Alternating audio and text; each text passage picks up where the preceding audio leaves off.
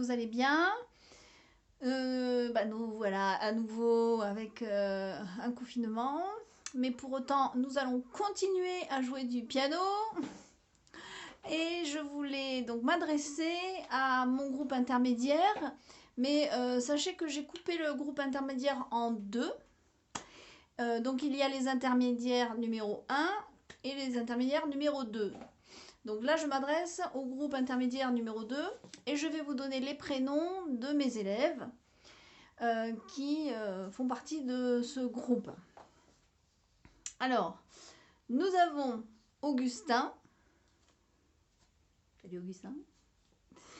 Nous avons alors Léonie, mais qui n'est pas la sœur de Léonie, qui est une autre Léonie qui vient en alternance avec sa sœur. Elle se reconnaîtra. Nous avons Arthur.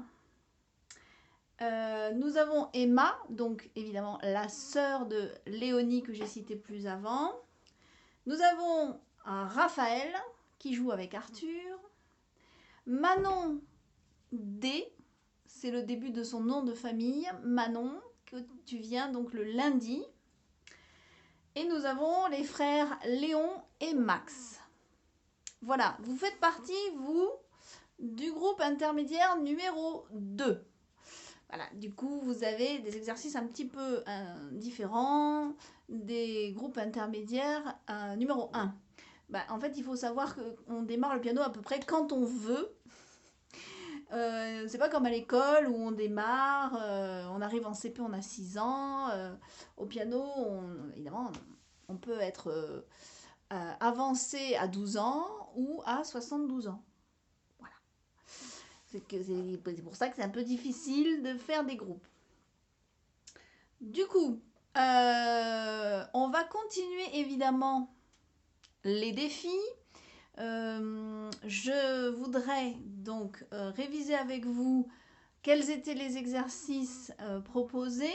Alors si je me trompe, vous m'appelez, vous m'envoyez des messages, vous me dites t'as perdu la boule et vous me dites que je me suis trompée. Donc excusez-moi si je me trompe, mais j'espère pas. Nous avions surtout, nous avions une gamme. Je ne vais pas vous remontrer la gamme parce qu'on l'a vue ensemble. Et en plus, vous pouvez la revoir en regardant le groupe intermédiaire 1, qui est à la même gamme que vous. Ensuite, par contre, en revanche, vous avez un arpège, un exercice en fait qui contient les notes de l'arpège de la gamme de sol majeur.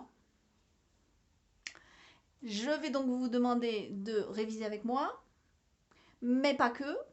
Je vais vous demander de m'envoyer, quand vous serez prêt, une vidéo de votre défi, que je puisse continuer à noter les points.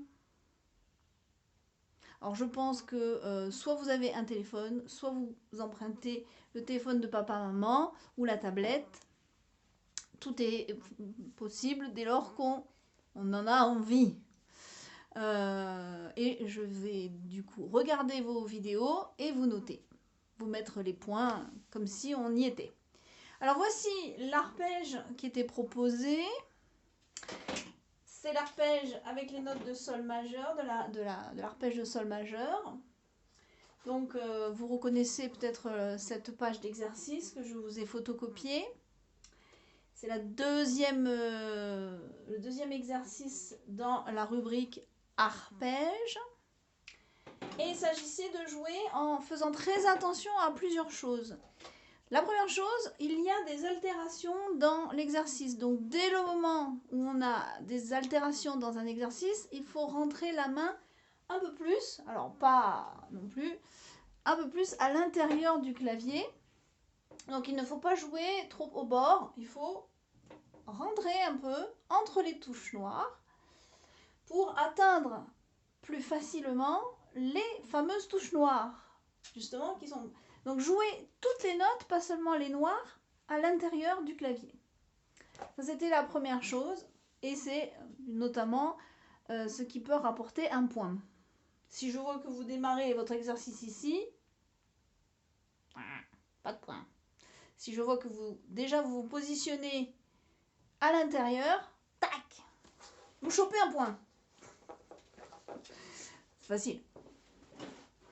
Mais ça fait prendre des bons réflexes. Ensuite, les doigtés. Encore une chose que vous avez du mal. Un peu comme la lecture de notes. Vous avez un peu de mal à intégrer. Les doigtés, ce sont les chiffres qui vous indiquent quel doigt utiliser par rapport à la note demandée. C'est hyper important en fait. Alors, les doigtés, c'est particulier parce que dans un morceau, des fois, je vous autorise à changer le doigté. Bon, ça, on parle des intermédiaires, mais un peu plus des avancés. Parce qu'en fait, le doigté, on n'a pas tous la même main. Sinon, ce serait trop facile. Et donc, un doigté peut mieux correspondre qu'un autre en fonction de sa morphologie. Mais dans les exercices proposés, il faut être quand même bien appliqué et utiliser les doigtés qui sont notés. Donc ça oblige à lire et les notes et les doigtés. Et si on ne connaît pas, on n'a pas une bonne lecture, on a double peine. Donc je vous avais conseillé une petite vidéo, une petite application pour la lecture de notes. Profitez peut-être que vous allez avoir un petit peu plus de temps. Même si vous continuez les études, à utiliser plutôt que de tout le temps faire des jeux qui ne vous apportent pas grand chose, à part savoir vous esquiver des coups. Peut-être utiliser mon application lecture de notes pour vous entraîner et avoir une bonne lecture, comme ça vous serez moins en galère pour lire et les notes et les doigtés. Ouais, d'accord ? Je compte sur vous, évidemment. Alors, je vous le rejoue, cet exercice. Je rentre dans le clavier, je mets mon poignet un peu haut pour être vraiment plus à l'aise entre les touches, parce que si j'aplatis mes doigts, bah, je vais vraiment des fois avoir des difficultés à jouer entre les touches, donc, tandis que là, en ayant les doigts bien arrondis, ça passe mieux. Et je fais attention aux notes, mais également donc aux doigtés. Donc les 4 premières notes, Ré, Do, La, Fa dièse, qui se joue avec 5, 4, 2 et pouce.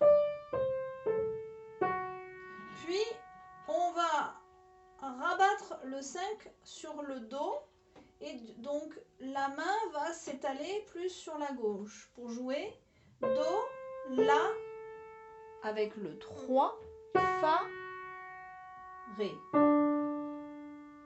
Donc première mesure.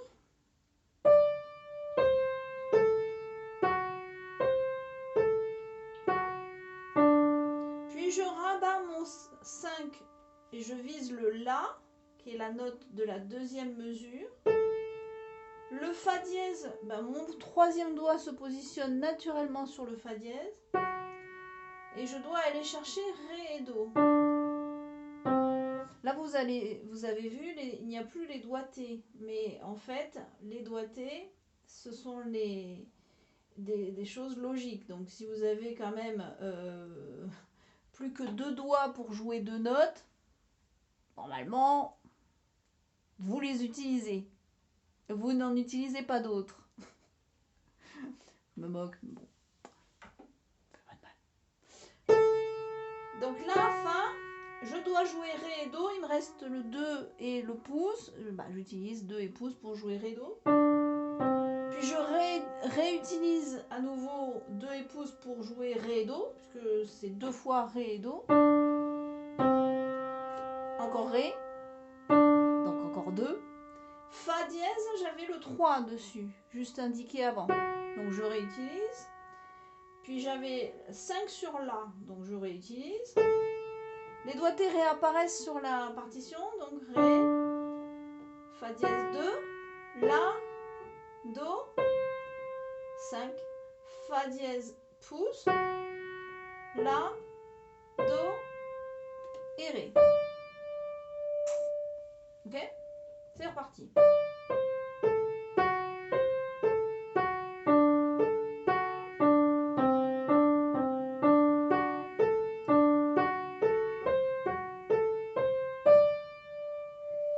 Donc là, il s'agissait de mettre le métronome à 120 pour jouer en même temps que lui et garder un tempo régulier tout au long de l'exercice.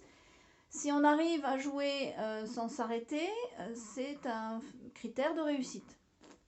Voilà, donc c'est aussi comme ça qu'on gagne un autre point. Donc les notes 1 point, le doigté 1 point, le tempo respecté 1 point, les altérations 1 point, le placement de la main 1 point. Et enfin, on a aussi une petite notion de nuance, mais là, je n'avais pas donné d'indication à ce niveau-là. Pour l'instant, il s'agissait de faire l'exercice sans y ajouter les nuances de mémoire. Voilà, donc envoyez-moi vos vidéos, que je puisse vous noter. Bon, pour les morceaux, chaque élève a un morceau particulier. Là aussi, n'hésitez pas. Donc continuez à vous entraîner, bien sûr, mais n'hésitez pas à m'envoyer une petite vidéo en me posant vos questions et moi je répondrai par une vidéo explicative. Voilà, c'est à mon avis mieux que de faire des cours en direct, parce que les connexions, voilà, au moins là, et puis vous pouvez me l'envoyer quand vous voulez, moi je peux vous répondre quand vous voulez, dans la semaine, évidemment. Gardez aussi un petit rythme d'entraînement, c'est-à-dire faites 1 ou 2 entraînements par semaine, comme d'habitude, ou tous les jours. Mais souvent j'en ai qui me répondent, mais non mais Valérie, moi je fais pas 2, je fais tous les jours. Ok. Ça me fait très plaisir. Donc continuez comme vous avez l'habitude, mais minimum 2 fois par semaine, je m'entraîne. Et voilà, et je vous fais des gros bisous. Et je vous dis à très bientôt.